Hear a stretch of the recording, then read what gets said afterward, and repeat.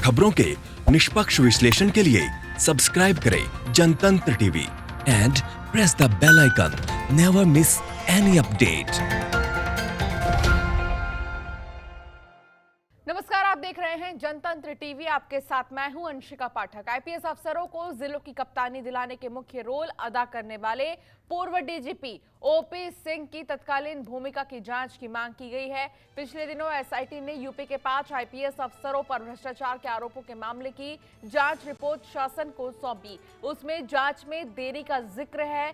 इसमें कहा गया है कि तत्कालीन डीजीपी ओपी सिंह के चलते जांच में देरी हुई है। उन्हें जांच से जुड़ी पेन ड्राइव देने में देर की है। यही नहीं, रिपोर्ट में यह भी कहा गया है कि पेन ड्राइव भी ओरिजिनल नहीं दी गई है। आपको बता दें कि आईपीएस डॉक्टर अजय पाल शर्मा, हिमांशु कुमार, सुधीर सिंह, गणेश साहा, राजीव नारायण मिश्रा पर भ्रष्टाचार के आरोप लगे हैं। आईपीएस अफसर अजय पाल शर्मा और हिमांशु कुमार पर मेरठ और आगरा जैसे जिलों में पोस्टिंग के लिए दलालों को 60 से 80 लाख रुपए देने और अन्य जिलों के पोस्टिंग के रेट की बात कही गई है। तत्कालीन एसएसपी वैभव कृष्ण ने इस संबंध में सबूतों की पेन ड्राइव भेजी थी। इस मामले की जांच एसआईटी को सौंपी गई थी। उस समय प्रदेश में डीजीपी ओपी सिंह थे और एसआईटी प्रमुख तत्कालीन निदेशक विजिलेंस एचसी अवस्थी थे। अब ओपी सिंह रिटायर हो चुके हैं, तो वहीं एचसी अवस्थी प्रदेश के डीजीपी हैं। इस मामले में एक्टिविस्ट डॉक्टर नूतन ठाकुर ने ट्रांसफर और पोस्टिंग की शिकायतों में पूर्व डीजीपी ओपी सिंह की भूमिका की जांच की मांग की है। योगी आदित्यनाथ को भेजे अपने एक पत्र में नूतन ने कहा है कि सभी तथ्यों से पुलिस अफसरों के इस प्रकार की ट्रांसफर पोस्टिंग में ओपी सिंह की भूमिका अहम हो जाती है। इस संबंध में बनाए गए नियमों की जांच और गलत ढंग से हुए ट्रांसफर के आरोपों के चलते जांच की मांग की गई है।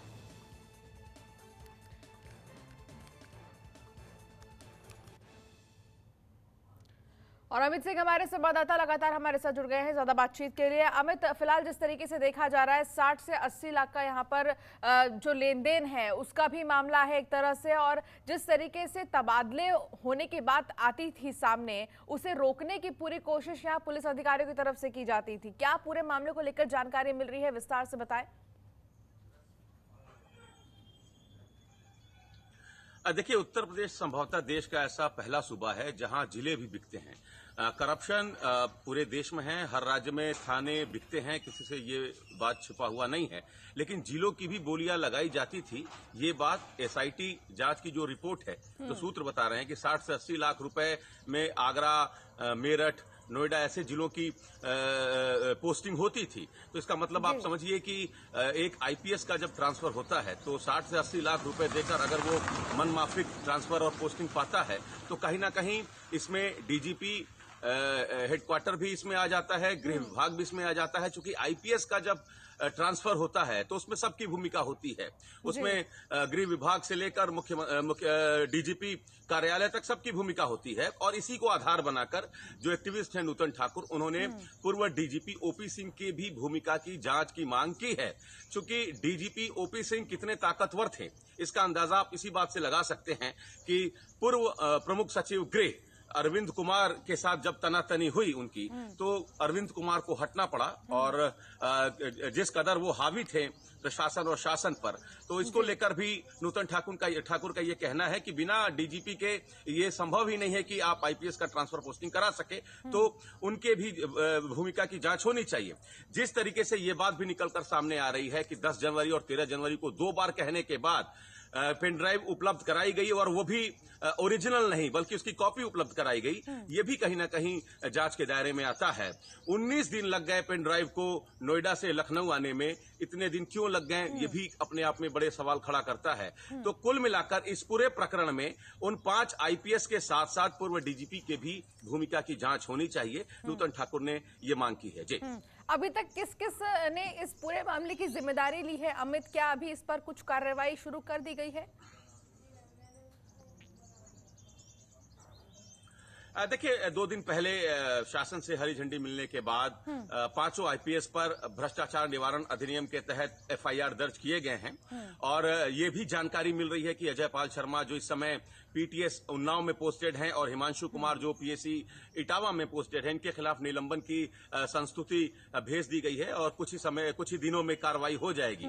लेकिन सवाल इस बात का नहीं है कि कार्रवाई होती क्या है, सवाल इस बात का है कि अगर इस आईपीएस अधिकारियों के ट्रांसफर पोस्टिंग पर अगर इस तरीके से बोलियां लगाई जा रही हो, अगर पैसे लेकर आईपीएस का ट्रांसफर पोस्टिंग कराया जा रहा हो, तो आप समझ लीजिए कि लॉ एंड ऑर्डर की क्या स्थिति है और प्रदेश किधर जा रहा है, भ्रष्टाचार की क्या स्थिति है। और तो फिर ले देकर ये एक जीरो टॉलरेंस राजनीतिक की मुद्दा बात भी सरकार बन कह जाता रही है। अगर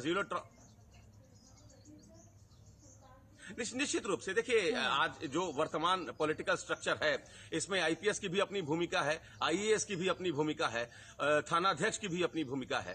थानाध्यक्ष तक तो ठीक था, लेकिन अगर पुलिस कप्तान भी इसी तरीके से बनाए जाते रहेंगे, पैसे देकर मनमाफिक आईपीएस की ट्रांसफर पोस्टिंग होती रहेगी, तो फिर समझ लीजिए कि ये अपने आप में बेहद गंभीर भी है और बेहद खतरनाक भी।